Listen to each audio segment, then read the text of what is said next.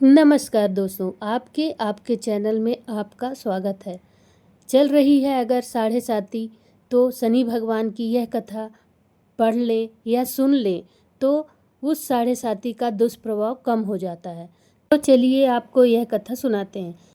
एक बार की बात है, सभी नवग्रहों तथा सूर्य, चंद्र, मंगल, बुध, बृहस्पति, शुक्र, शनि, राहु और केतु में विवाद छिड़ गया कि इसमें सबसे बड़ा कौन है।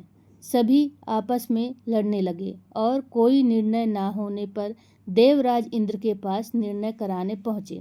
इंद्रदेव घबरा गए और उन्होंने निर्णय करने में अपनी असमर्थता जताई, परंतु उन्होंने कहा कि इस समय पृथ्वी पर राजा विक्रमादित्य हैं, जो कि अति न्यायप्रिय हैं।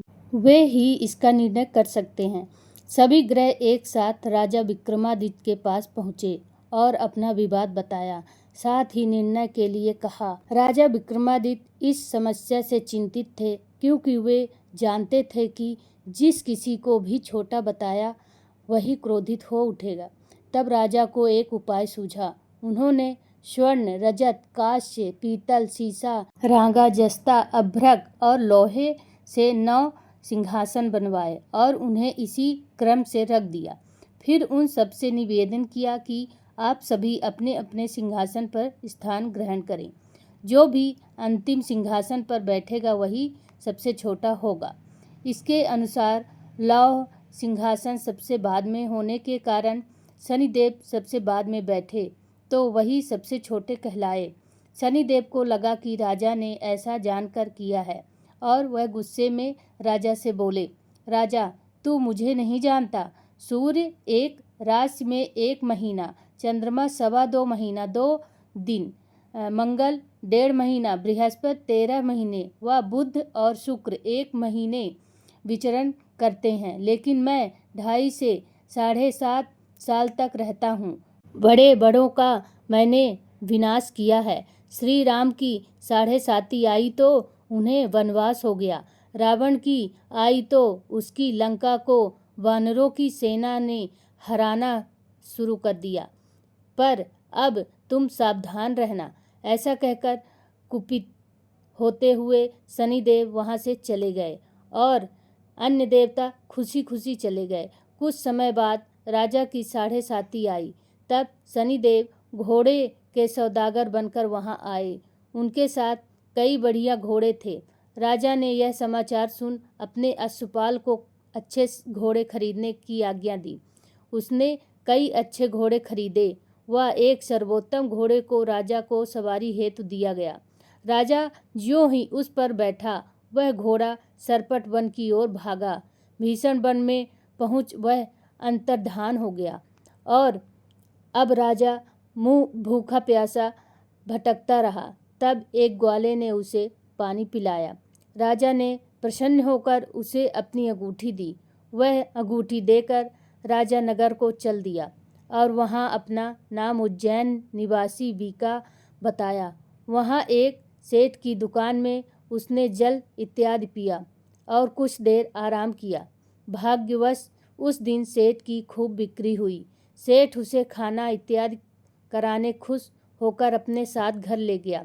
वहाँ उसने एक खूंटी पर देखा कि एक हार टंगा है, जिसे खूंटी निगल रही है। थोड़ी देर में पूरा हार गायब था। तब सेठ ने आने पर देखा कि हार गायब है। सेठ ने समझा कि बीका ने ही उसे चुराया है। उसने बीका को कोतवाल के पास पकड़वाया। फिर उस नगरी के राजा ने भी बीका को चोर समझकर उसके हाथ पैर कटवा दिए और नगर के बाहर फेंकवा दिया। वहाँ से एक तैली निकल रहा था, जिसे दया आई और उसने बीका को अपनी गाड़ी में बैठाया। वह अपनी जीभ से बैलों को हाँकने लगा। उस समय राजा की शनि दशा समाप्त हो गई। वर्षा ऋतु आने पर राजा मल्लाह गाने लगा। राजा जिस नगर में था, वहाँ की राजकुमारी मनभावनी को उसका गाना इतना पसंद आया कि उसने मन ही मन प्रण कर लिया कि वह उस राग गाने वाले से ही विवाह करेगी। राजकुमारी ने दासी को राग गाने वाले को ढूंढने भेजा। दासी ने बताया कि वह एक चौरंगिया है, परंतु राजकुमारी ना मानी। अगले ही दिन से उठते ही वह अनशन पर बैठ गई कि विवाह करेगी तो उसी से करेगी। बहुत समझाने पर भी जब राजकुमारी नहीं मानी तो राजा ने उस तेली को बुला भेजा और विवाह की तैयारी करने को कहा। फिर उसका विवाह राजकुमारी से हो गया।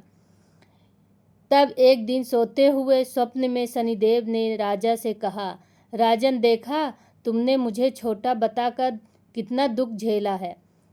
तब राजा ने उनसे क्षमा मांगा और प्रार्थना करते हुए कहा कि हे शनिदेव, जैसा दुख मुझे दिया है किसी और को ना दे। शनिदेव मान गए और कहा कि जो मेरी कथा और व्रत करेगा उसे मेरी दशा में कोई दुख नहीं होगा। जो भी व्यक्ति रोज मेरा ध्यान करेगा, चींटियों को आटा डालेगा, उसकी सभी मनोकामना पूर्ण होगी। और शनिदेव ने राजा को हाथ पैर वापस कर दिया। प्रातः आँख खुलने पर राजकुमारी ने देखा तो वह आश्चर्यचकित हुई। बीका ने उसे बताया कि वह उज्जैन का राजा विक्रमादित्य है। सभी अत्यंत प्रसन्न हुए। सेठ ने जब सुना तो वह राजा के पैरों पर गिरकर क्षमा मांगने लगा। राजा ने कहा कि वह तो शनिदेव का क्रोध था, इसमें किसी का कोई दोष नहीं है। सेठ ने फिर भी निवेदन किया कि मुझे शांति तब ही मिलेगी जब आप मेरे घर चलकर भोजन करेंगे। सेठ ने अपने घर नाना प्रकार के व्यंजनों से राजा का सत्कार किया। साथ ही सबने देखा कि जो खूंटी हार निगल गई थी वही अब उसे उगल रही थी। सेठ ने अनेक मोहरे देकर राजा का धन्यवाद किया। सेठ ने राजा से अपनी कन्या श्री कंवरी से विवाह करने का निवेदन किया। राजा ने सहर्ष स्वीकार कर लिया। कुछ समय बाद राजा अपनी दोनों रानियों मनभावनी और श्री कंवरी को सभी उपहार सहित लेकर उज्जैन नगरी को चले गए। वहां राजा के राज्यवासियों ने सीमा पर खूब आदर सत्कार किया। सारे नगर में दीपमाला बनाई गई। राजा ने घोषणा की कि मैंने शनिदेव को सबसे छोटा बताया था, जबकि असल में वही सर्वोपरि है। तब से सारे राज्य में शनिदेव की पूजा और कथा नियमित होने लगी। सारी प्रजा खुशी आनंद के साथ जीवन बिताने लगी। जो भी कोई शनिदेव की इस कथा को सुनता या पढ़ता है उसके सारे दुख दूर हो जाते हैं। व्रत के दिन इस कथा को अवश्य पढ़ना चाहिए। बोलो शनिदेव भगवान की जय हो।